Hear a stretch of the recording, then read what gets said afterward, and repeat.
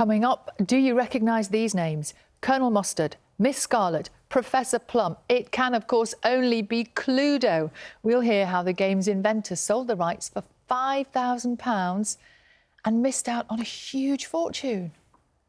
In the library with the lead piping, the lot, isn't it? We're also talking this morning about how it's not just Cluedo. There's apparently a huge boom in board games, even though digital is taking over our lives. Apparently we're all going... You see these cafes as well you can go to and restaurants where you can just go and chill out and play board games all the time. We'd love to hear from you this morning if you and your family are obsessed with board games.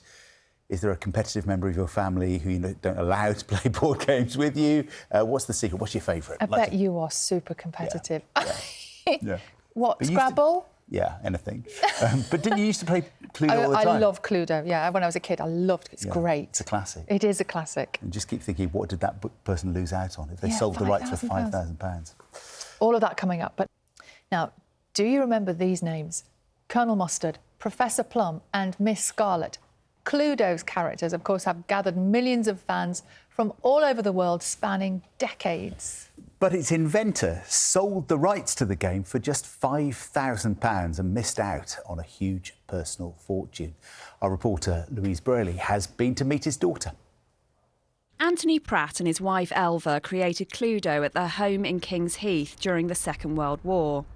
80 years later, their only daughter, Marcia Lewis, has come back to Birmingham to hand over letters, documents and memorabilia.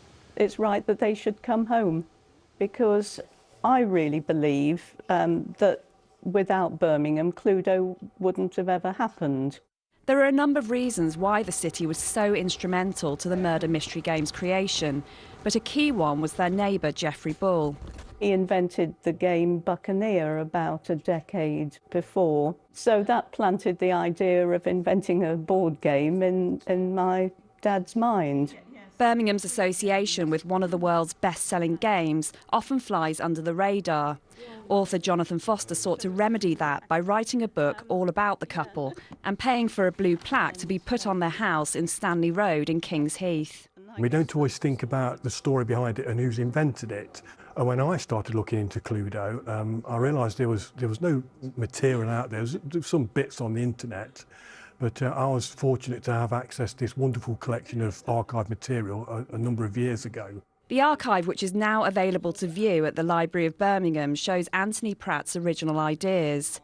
The game was first named Murder and had 10 characters and 9 weapons. It's great to see the process from his initial ideas all the way through to when it ended up at market and the long drawn-out process of getting patents. Cluedo was mass-produced by Waddingtons from 1949 onwards. Shortly after the birth of Marcia, her father agreed to sell the foreign rights to the company for £5,000, which would see him miss out on a personal fortune.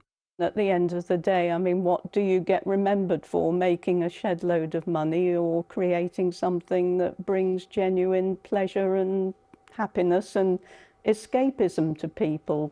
150 million copies of Cluedo have been sold worldwide. At this board game cafe in Digbeth, it's still one of the most popular games. Despite having 500 different games here to play, we still get loads and loads of people playing Cluedo. I think it's a bit like the feeling of putting on an old record. It's gone on to inspire films, plays and countless spin-offs. It is a phenomenon, but above all, it's just lovely to think that they've left that legacy of something that gives so much pleasure to people. A legacy that deserves more recognition. Louise Brearley with that report there. And we're joined now on the programme by Tom Walker, who is owner of games hotspot Good Times Cafe, and Radio 1 DJ Matt Edmondson, who co-founded a games company. Morning, both of you. Matt, good morning. I can see from the everything you have behind you there, there are games there that some of them I've never heard of. This market is thriving, isn't it? It really is. I mean, I think board games are back in a big way. I think what they provide is connection and an immediate sort of meeting point at the table to come round and have a bit of fun. And I think Cluedo is a great example because you can learn it really quickly. It doesn't take that long to play. But since Cluedo, was it 1959, they said? Since then, there's been an explosion in new games. So the sort of games that I make at Format Games are ones where you can learn it in 10 seconds. You can you get sort of slightly competitively addicted to it, and you have a brilliant 15 minutes of play. And then if you want, you can grab another game, which I guess is similar to what Tom witnesses at the Board Games Cafe. Yeah, so Tom, people are coming in and playing games, not just chatting or sitting there on their phone. They're getting stuck in. Yeah, most of our customers come in. A lot of them maybe haven't experienced a lot of the more modern games, you know, games that aren't Cluedo, Monopoly, the things we all grew up with. They're coming to us as their sort of resident experts to guide them towards, you know, the type of thing that Matt's creating and thousands of other people all over the world are creating. It's a really exciting space, and yeah, I've brought a few games along to sort of that typify the cool stuff that we show people. Well, that's the next couple of hours sorted out, isn't it? What have you got here? What are the trends then in board games? I mean, there's games for all kinds of people.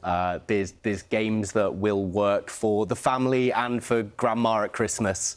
There's games for, you know, you and your friends at the pub. There's games for your perhaps closer, more nerdier friends who have slightly longer to sit down and strategize and really get at each other.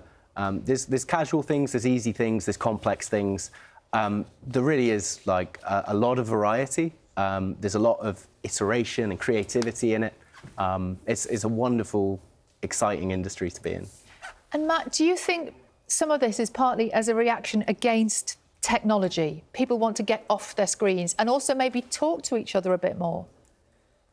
Yeah, I mean, I think that desire for connection has always been there. Certainly with my kids, I've got a 9-year-old and a 4-year-old, and games is our love language. It's how we come together.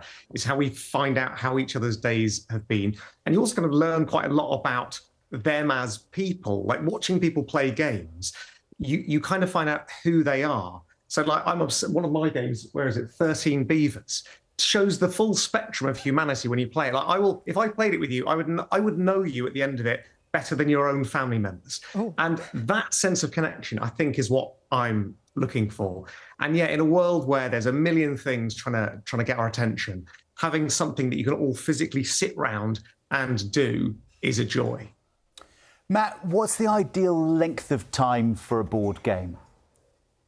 It depends. It depends if you're into the nerdy games. If you are, yeah, it's like 8 hours. But if you're into the sort of games that I like and that I make, I want something you can pick up. You can learn it within 10 seconds. And you think, why didn't this already exist? And that's sort of what I'm striving for as an inventor, is a game where you're like, okay, I know what that is straight away. So I've got a game called Snap the Difference, which is snap and spot the difference. Now, I couldn't figure out why no one had done it before, so I thought, well, I'll do it, because that's what my kids are into. They love Snap and they love Spot the Difference. And that takes like 5 minutes to play, something like that. It's like a, you know, chuck it in your bag, get it out at Pizza Express game.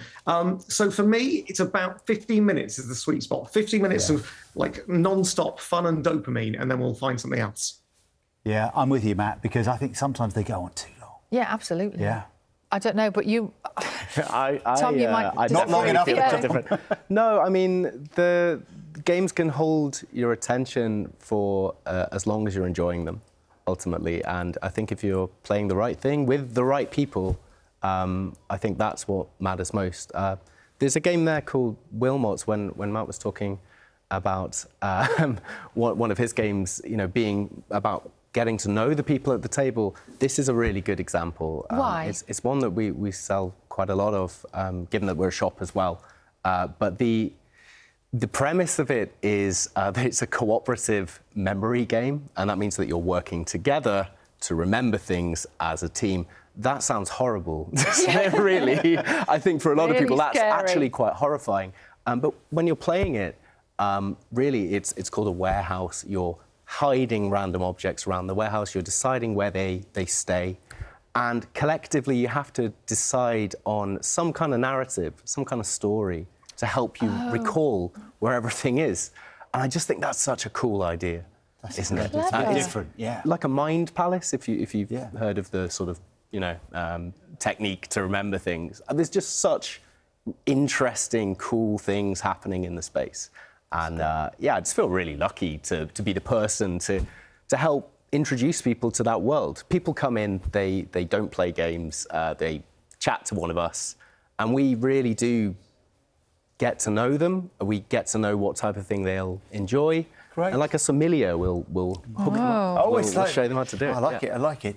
Tom, Matt, great to see both of you. Thank you for joining us. And we'd love to hear from you this morning as well. Imagine if he'd got a share of 150 million games around the world. Wow. Instead of that £5,000, which probably felt like quite a lot of money at the time. Yeah, absolutely. Well, lots of you have been getting in touch this morning with your memories of playing board games with your family and your friends. We've had this from John in County Durham, who says he used to play Monopoly on a Sunday afternoon with his family and his daughter, but Joanne was so competitive that she once ate a £5 note because she was losing. Right, that's one way to win, isn't it? Yeah. Another viewer this morning, John, has been in touch, sent us in this picture of him and his family playing an intense game of Masterpiece. That was back in the 1970s. Paul sent another picture from around the same time, enjoying a Christmas game, which was Mine a Million. You say enjoying. The one thing on these pictures is that nobody looks like they're really massively into it. They look terribly serious. They are a serious business, aren't they, for lots of people, including Jenny in Stoke. My word, Jenny, she's made this table topper for long games of Arkham Horror, which apparently can take up to 5 hours. And what you're seeing there, not just the space for the board game, she's got a little area for snacks. She's got 3D printed attachments she's made to make the setting up easier. There's no room for dinner, Jenny. Yeah, and look at this. Cheryl and her family are such big Monopoly fans, they had a Monopoly-themed birthday cake to celebrate their favourite game. Do you know what I worry about? I don't think I have the patience for board games. Yeah. I think I just would... I think 20 minutes, done. 20! Is that too long for you? 5, yeah.